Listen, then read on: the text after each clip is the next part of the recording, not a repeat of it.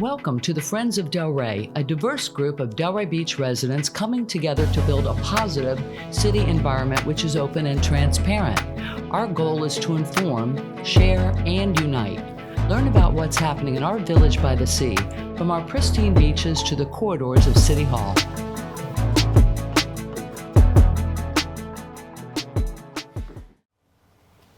Hi, I'm Judy, Mollica, moderator for Friends of Delray. Friends of Delray sent out a candidate questionnaire to all of the candidates that were running in the municipal election that we're voting on in March 19th with early voting March 10th. A number of the candidates did return those questionnaires, and we're asking them to come on for a video interview. Today we're interviewing the candidates that responded to us from Seat 3. The three candidates running for Seat 3 are Annese Barthelemy. Annese, thanks a lot for being here. If you could tell the viewers a little bit about yourself, and then the questionnaire that you were kind enough to send back, I'll maybe do a couple of the questions from that to you. Sure. But we can start out by hearing all about you. All right, thank you so much. Thank you so much, Judy. Thank you for all of you who are watching us right now. Again, my name is Annese Barthelemy, and I am running for Delray Beach City Commission C3. My background is in social work, so I have served my community for over 2 decades as a social worker. So it is my passion to serve, really, that has prompted me to now run for office. And I am looking forward to serving the great city of Delray Beach and all of its residents. Beautiful. Thank you. What, beyond wanting to serve, what do you think you can bring to the City Commission to help our city out? So one of my passion, of course, I've worked as a therapist, primary therapist, and I believe in effective communication. I think, we can definitely use better communication, bringing back the civility in our commission, making sure that we can agree to disagree. Making sure that we put the priorities, like the residents' needs, we put that first. And it's not about ego, it's not about special interests, but it's about serving the residents. Terrific. We can use a social worker up there. Thank you. I like that. And I've told you before, I love listening to your talk. Your diction is so pretty, but it's musical to hear you. So Thank you. I'll probably ask you a lot of questions. Well, let me start out with one of the questions. Thank you for answering them all. But with this one, with 2 bond issues passed this past election, totaling $120 million, and with the prospect of $300 million or more in capital improvements, including the needed renovation of the Delray Municipal Golf Course and Delray Tennis Center, maybe over the next 5 to 10 years, how do you think Delray can effectively manage these and other financial obligations? Thank you for your question.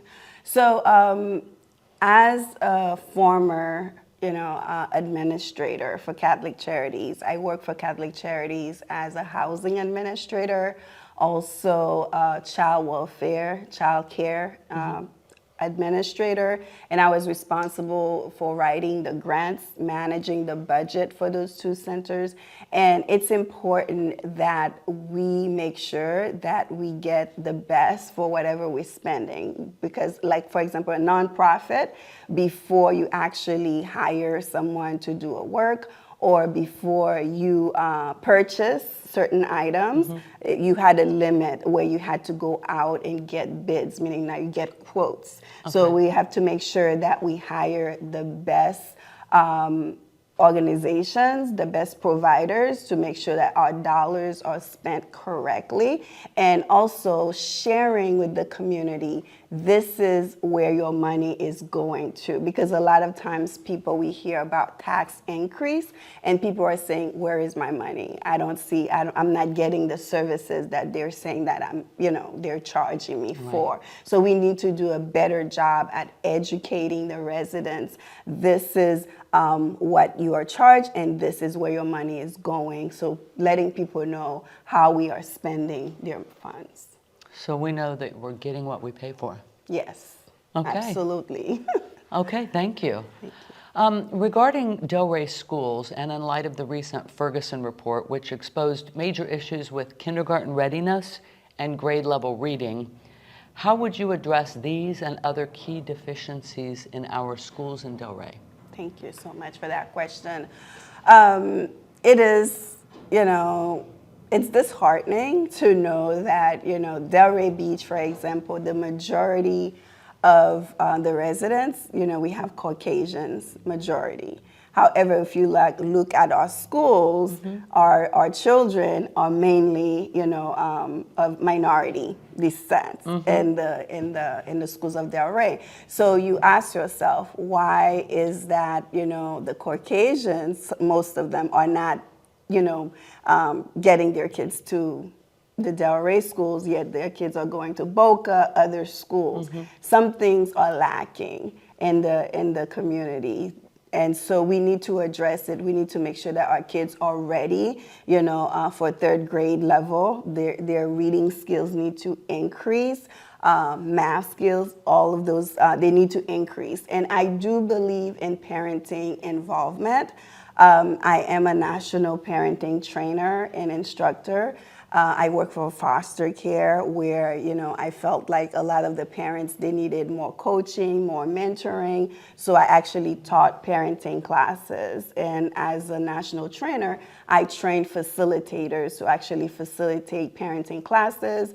Let's say a parent has their kids in foster care. They can actually take that class. It is approved by the Department of Children and Families. And then we make a recommendation and the kids are returned, reunified with their families. So I think parental involvement is very important and key. And it doesn't matter if the parent, can't read English or they don't speak English, just letting them know, like, let's say when your kids get home from school, have a conversation with your kids. What did you learn today?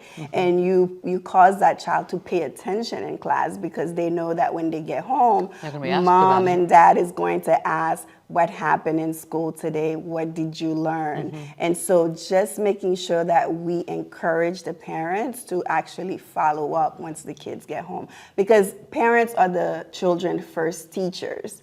So we want to continue to encourage that and engage the parents in the process of, teaching the kids. Right.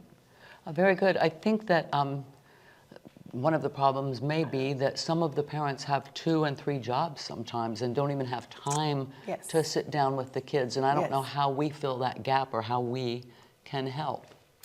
I think one of the ideas that came forward before was actually extending, like say school hours, like say you have the project like EJS, they have a great after school program. Let's say parents are in school, they can sign up their kids for an after school program where these kids are actually getting assistance with tutoring. So maybe, we can invest in those type of programs to make sure that the kids are getting that extra help that they need.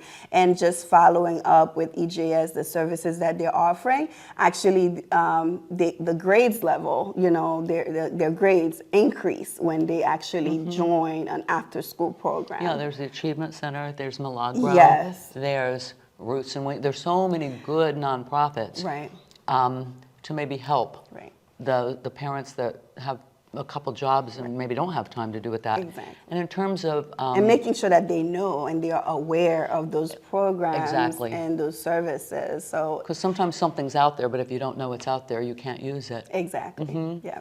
And with regard to kindergarten readiness, there's been an idea floating around about full-time pre-K.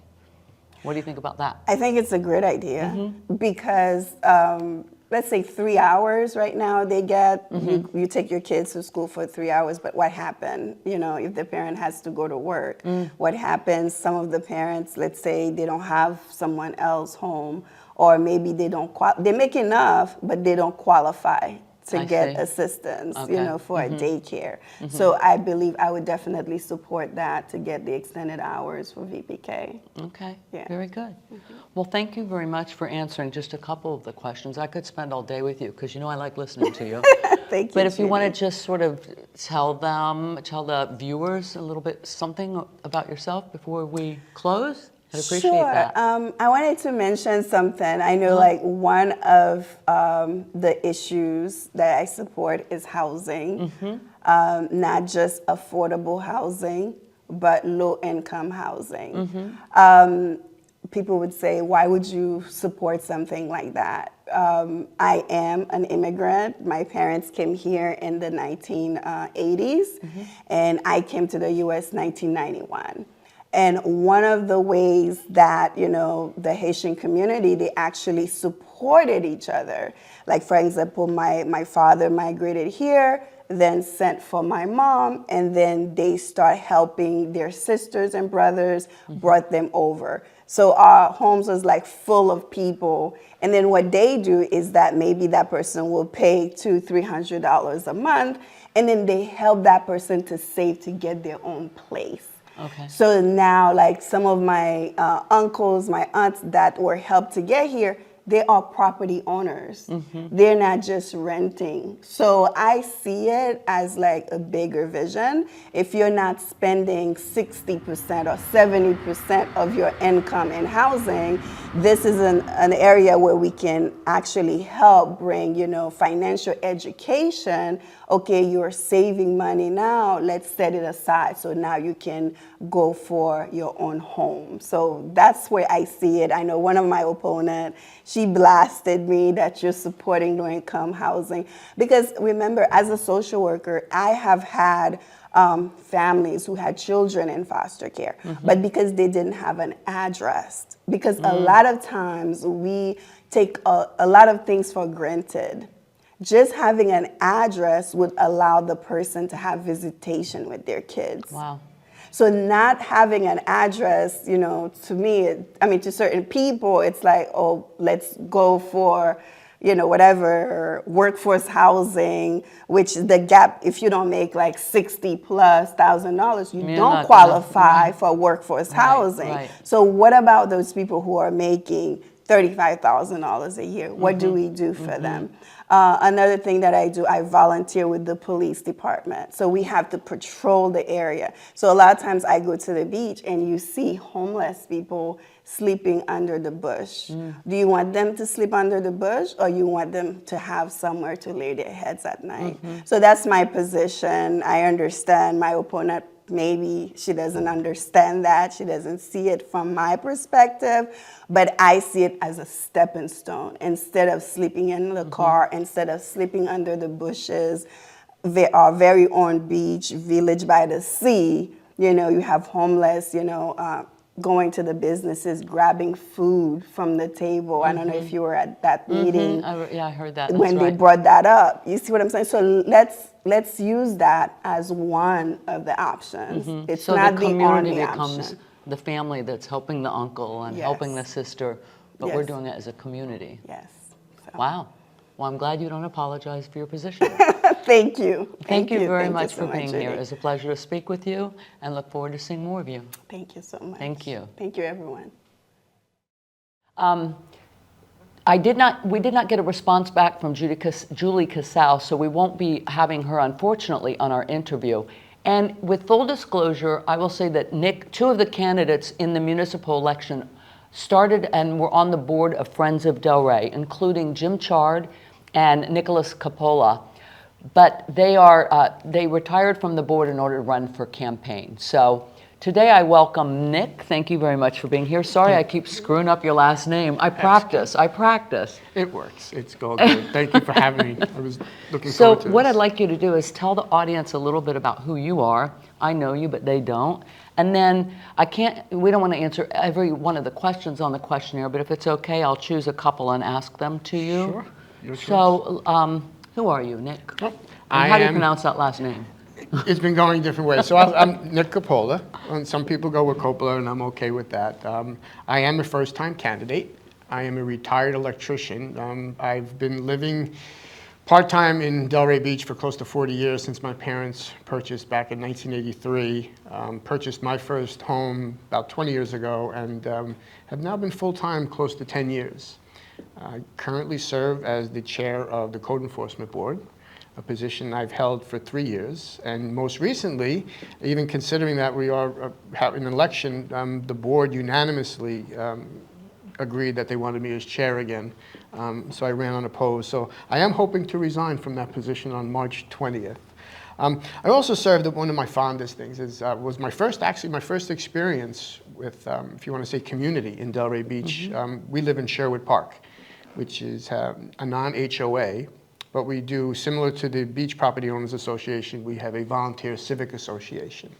When I moved onto Lowson, we discovered that the association was falling down. The electric was turned off at both ends of the berms. We had no money in the account. The city was about to take over because we did have a certain amount of autonomy from the city. The short of it is we gathered a few residents together. People stepped up. We were able to intercept before the agreement with us and the city was dissolved. City staff, to their credit, and to Commissioner Boylston at the time, were very helpful with that process. And where we are right now, fast forward 6 years, we are a flourishing civic association. Very active in the community. We have quite a bit of long-term residents and quite a bit of history. We have a former mayor. Our current mayor lives in Lakeview, which is an association we partner with. Nice. And I also chair Compass Community Center, which is in Lake Worth. That is one of the things I get a lot of satisfaction from, because we provide services, a variety of services, to close to 25,000 people in any given year, from food insecurities, health insurance, medical. We have a medical facility on property. So nice. It sounds like you have a heart. And also, it must be exciting to ignite people into engagement, because it sounds like that's what you did in the Civic Association. Yes. Because homeowners want to be involved, they just have to be asked. And that's what it is, and that's why I believe it's like organic. Even in politics, there's no difference. People want to be heard, and that's really it. And I believe, as an elected or as a leader in general of any organization or any group, it is your responsibility and obviously your obligation too to make sure that everybody is heard. Okay, I like that. So I'm going to ask you a couple of questions. We're not going over all the questions, but you did answer them once, but I'm going to ask you to answer them for our viewers. Sure. One of the questions is, if elected, what are your first issues that you would like to address, and how would you go about addressing them? The first issue that comes to mind, only because with the questionnaire, was there's been a lot of conversation about the new water treatment plant. I believe, as I mentioned, I am a retired electrician, a journeyman electrician. I was a contractor for a short period of time, and I did have this incredible experience of being a subforeman on a water treatment plant when I was in New York. Yes. So I'm not saying I know how I know how to build it, but I am very confident that my eye will bring the ability to look at this project in a very different way, and I will be able to help, and my hope is to be able to help the commission understand maybe things a little better. I've heard a lot of conversations that are concerning about increased costs. I'd like to learn more about the milestones. So in short, one of the first things I will do is I will be reaching out to our city manager, Mr. Moore, and look forward to a comprehensive update as to exactly where we are with the project, with the contract. Do we have milestone dates where we should expect to be at certain points of time, and who is holding those who have the project accountable? Yeah, he can't do it all. He's got to be assigning certain sub-people to take over these large projects, obviously, right? Yes, that is correct. And then they have to rely on the project manager of there. So, of course, as a commissioner, we don't get involved in the day-to-day operations, so we rely on the city manager to give us that information back. Very good. Okay. So here's another one for you. It's a totally different subject. But after all of the debate and the expenses of over $5 million taxpayer dollars for Old School Square so far, taxpayer dollars are still funding the majority, or actually all of the operation of this important cultural center and economic driver of our city. If elected, how would you work towards the goal of making Old School Square autonomous from taxpayer support? Good question. And this has been a topic of conversation pretty much with probably 9 out of 10 people I've spoken to while campaigning. Really? It's still important to people? It is. And I realized how much further, if you want to say the consequences of that decision have gone, speaking with restaurant owners, even hotels, that there was this domino effect with the impact from not having events, scheduled events, and open activities at Old School Square. So in short, it was a bad decision. One of my opponents, Ms. Cassell, voted in favor of dissolving it. The problem is, one of the problems is that there was no community input. Okay, and there was no plan. No plan. No plan. I mean, if you're going to terminate something, you need to have something to back it up. Right. The one thing that stands out, we had one of the charrettes where we were trying to figure things out, and there was one remark made that I believe it was either 8 years or 5 years, but it will take us 8 years to get to where we were at the time of that termination. And this is why we need electeds that think before they act. Unfortunately, Ms. Cassell did not get the input from the community. She did not even give the opportunity to sit down and figure, let's work this out. There was an and I'm sure there's nothing is perfect. We were in the middle of COVID, which doesn't help matters. So I believe if all parties would have sat down and figured out something, worked together collaboratively with the best of intentions, knowing that this is the benefit to all our citizens, that wasn't done. And now we are burdened with millions. And I can't even get an exact number at this point.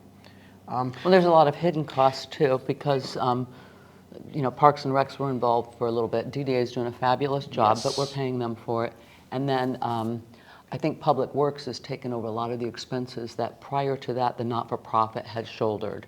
So all of the electric and the water and whatever. Right, and it's important to point out, yes, the DDA is doing a great job, but this is an additional burden without additional staff. So, and also my understanding is that their hands are tied when it comes to raising money. I mean, the Old School Square Center for the Arts Board, they were able to raise money very successfully where there was no financial burden. We need to go back to that model, whatever it takes. And I believe we're actually moving forward at this point. We're getting away from the blame game. The folks realize that, okay, let's focus on moving forward. Move forward, okay, the mistake was made. But I have to say, and I have to go back to my opponent again, because we were at one forum where she acknowledged, she, quote, I regret that decision. And most recently at another forum, we had Ms. Johnson also say, I don't know what her exact words, but I think she would have done it differently.